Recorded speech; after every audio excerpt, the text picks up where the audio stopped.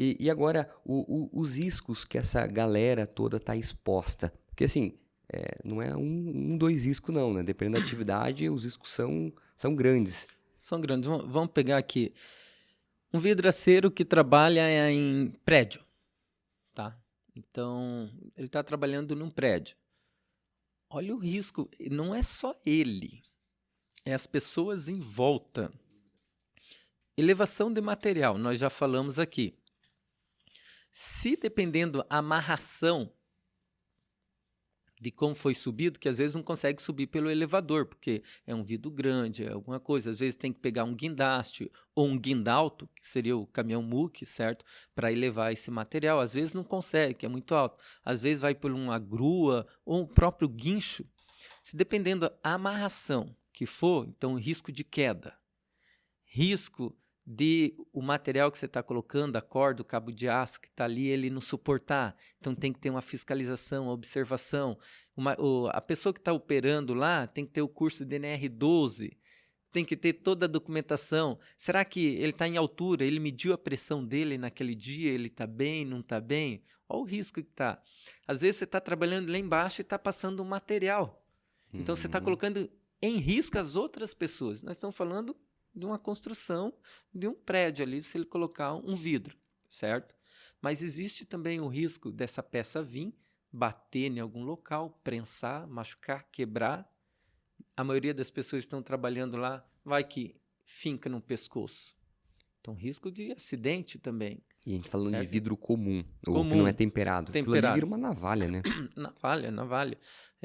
Hoje é proibido você ter um vidro desse em locais aí, dependendo do que é.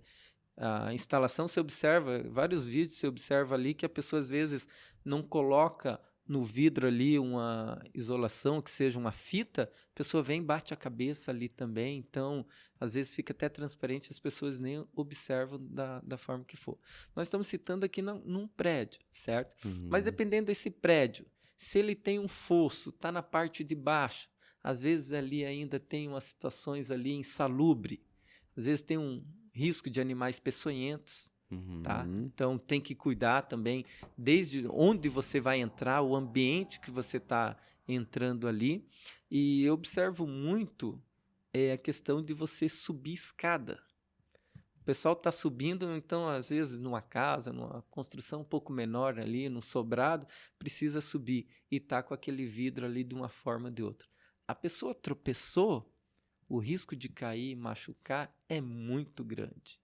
Então, isso nunca aconteceu, mas pode acontecer.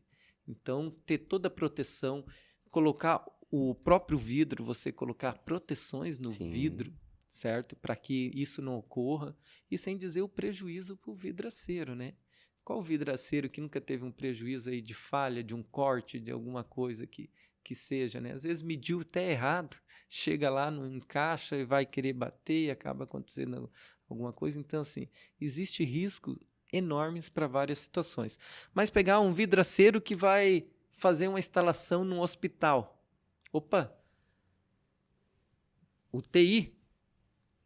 Nós estamos aí, acabamos de sair de uma pandemia enorme de coronavírus, H1N1.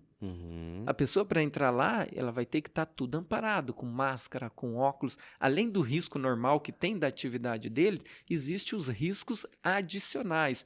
Então, nós temos que sempre estar atento e ter o cuidado do quê? De você saber o ambiente que você vai ir para verificar os riscos.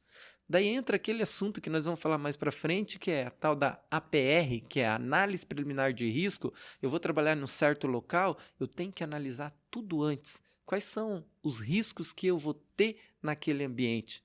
Opa, eu vou ter que levar então uma corda, vou ter que levar proteção, vou levar, sei lá, cobertor, vou ter que levar que seja lá um papelão, um plástico bolha, vou ter que verificar tudo isso para que, quando eu for executar o meu serviço, eu não encontre um risco que eu não estava esperando naquele momento, né?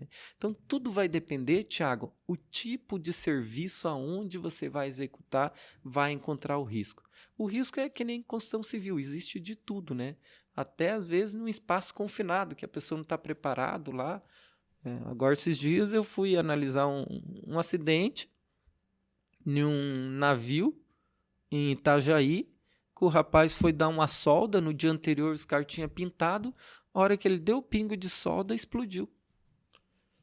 E eu fiquei lá na época, foi um tempo atrás, eu fiquei 3 dias dando curso de NR33. No final do curso, o pessoal chorando para mim, falando assim, se você tivesse vindo antes, isso era no feriado, ainda na época, dia 1º de maio, eles falaram assim, se você tivesse dado esse curso há uma semana atrás aqui, o meu irmão não estava na UTI, morre ou não morre. Meu Deus. E isso ocasionou por quê? Por causa da liberação de De gás, gases. ambiente, espaço Ambiente, espaço confinado? confinado. E as pessoas não sabiam, não tinha Uhum. classificado aquela área. Então, às vezes, o vidraceiro ou qualquer outra pessoa da construção civil, ele vai entrar no ambiente e não sabe o que tem nesse O ambiente. que espera O por que ele, né? espera por ele. Por isso que é muito importante você ter o conhecimento das normas regulamentadoras, dos perigos, dos riscos, para você chegar para executar aquela atividade. Tá. Você já deu uma palhinha, né? Acho que compensa a gente já falar, senão a galera vai ficar ansiosa. O que é a PR? Análise preliminar de risco? É um formulário? Isso, é um formulário. Hoje existe de várias formas de você fazer. Hoje, na forma digital, tem algumas empresas adotando tudo o sistema de forma digital. Você pega o tablet ou celular, preenche, mas também tem, a maioria das empresas hoje faz de forma, imprime uma folha, como se fosse um checklist, vai preencher aonde que é o serviço, o horário que iniciou, o dia que iniciou, quando vai terminar, e vai estar dizendo ali, vamos pegar fator lá, indivíduo. A pergunta vai estar lá no checklist lá, se a pessoa está bem, tem algum risco, Uhum. certo? Então, opa, eu não estou muito bem. Hoje, meu serviço vai ser dentro de um elevador, vamos supor. Eu estou com fobia, certo? Então, não vou poder executar. Daí ele já bloqueia e não vai executar o serviço, certo? Tem os riscos de materiais. Daí você tem que verificar. Todos os materiais foram verificados? Estão em conformidade? Está dentro da lei? Então, a PR ela vai pegar indivíduo, materiais, Uhum. sistemas e procedimentos e verificar se está de acordo. Se algum item desse não estiver de acordo, aí você não executa o serviço. Então, a APR é uma análise preliminar antes de executar o serviço. Ali você consegue verificar. No final, o encarregado ou o responsável técnico, ele assina juntamente com todas as pessoas, assina dizendo se dá para executar o serviço ou não. E a gente pode dizer que esse documento salva vidas, né? Salva vidas, com certeza. Vou citar um exemplo bem que salvou uma vida de uma pessoa. A pessoa tinha um corte de uma árvore perto de uma linha de transmissão. Eles chegaram lá e falaram, não tem como cortar. Porque se cortar, o cabo for para a linha de transmissão, era uma linha de 230 mil volts, automaticamente quem estava ali embaixo ali ia levar a descarga. E morre muito agricultor. Muito agricultor que vai cortar a árvore, que a árvore cai na alta tensão e ele ali com a motosserra leva a descarga ali também. Então, já presenciei, já verifiquei. No preenchimento de um APR, você eliminar o serviço, programar para outra data, de outra forma, desligar a linha ou fazer qualquer outra situação. Isso numa parte simples, né? Mas a APR ela salva muitas vidas, né? E realmente, às vezes é mais fácil não, né? É melhor adiar o serviço do que correr risco, né? Acho que Com esse é o certeza. intuito da PR. A gente vê muitas vezes, a galera vai fazer principalmente cobertura cobertura de vidro em cobertura de prédio, né? E eu vejo muitas pessoas se exibindo, tô aqui, 22º andar, e gravando vídeo, andando em cima dos alumínios, lá em cima, sem cinto, sem nada. Agora, assim, a pessoa fala, mas eu tô consciente, tô tranquilo, não vou cair daqui. E se tiver um desmaio? Né? Se tiver uma labirintite ali, né? E a pessoa ficar tonta e cair lá de cima. Ou seja, não depende dela, né? E isso as pessoas não consideram, o fator não depender de mim. Elas acham que pelo fato de ela estar bem naquele momento, não vai acontecer nada. Por isso que as normas regulamentadoras existe a NR7 que trata do PCMSO.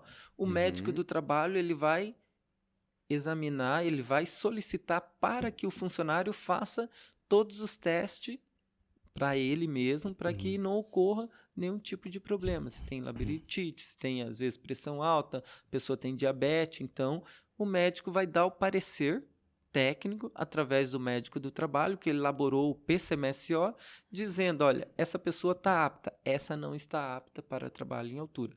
Porque ali, com os exames que se faz, encefalograma, eletrocardiograma, tantos exames de sangue, espirometria, são diversos, acuidade visual, diversos exames que faz, você consegue observar se a pessoa tem algum tipo de problema que pode, num serviço em altura, cair e automaticamente vir a falecer, né?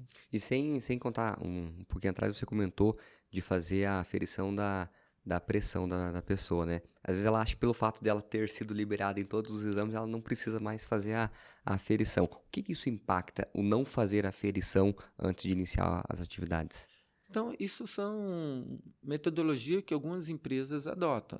Tem empresa que não libera o funcionário entrar em trabalho em altura sem fazer a medição de pressão. As outras, a maioria não faz essa medição, tá? Mas se você faz a medição e verifica, você consegue bloquear a pessoa. Eu fui numa indústria que, para entrar nessa empresa, a primeira coisa eu tive que colocar o meu rosto lá e soprar. Bafômetro? Bafômetro. Tá. Se tiver bafômetro, já barra ali, já nem entra ali. Tá, daí foi trabalhar em altura, você já vai lá, passa no setor médico, os enfermeiros, o técnico de enfermagem, já mede a pressão. E daí eles já dão um parecer ali apto para trabalho em altura e a pessoa já libera e já vai poder fazer o serviço. Uma espécie de uma integração? É um controle. Certo? É um controle, é uma integração naquele momento para aquele tipo de serviço. Então, vários tipos de empresas, quando já teve algum tipo de problema em relação a isso, elas colocam um mecanismo de bloqueio para evitar qualquer tipo de acidente. Tá? Mas você medir a pressão, para mim, é excelente. Como um preventista, como um engenheiro de segurança, eu acho que todo o funcionário, quando for trabalhar em altura, teria que, no mínimo, medir a sua pressão para verificar se naquele dia ele está ok. Por mais que na PR está lá, escrita, está tudo bem, tem algum sintoma, a pessoa vai colocar que sim. Mas a hora que ela mede e verifica, já teve casos de a gente verificar a medição da pessoa e ter que levar urgente para o hospital, que a pessoa estava quase infartando. E essa questão são coisas, às vezes da mente, né? Às vezes a pessoa tá com dívida no cartão, brigou com a mulher, furou o pneu do carro, bateu o carro, e ela tá ali com a mente lá fora, né? E a pressão dela já oscilou faz hora, e ela nem se deu conta porque ela tá no sangue quente, e né? tem pessoas que às vezes já tem esse problema e esqueceu de tomar o remédio, Também. foi trabalhar, então tá nessa situação. Então, no ambiente de trabalho, se você não tiver o médico do trabalho, você não pode medicar. Quem só pode medicar é o médico do trabalho. Então, a pessoa tem que retornar para casa, ir para o hospital e fazer o seu tratamento ou tomar o seu remédio daí.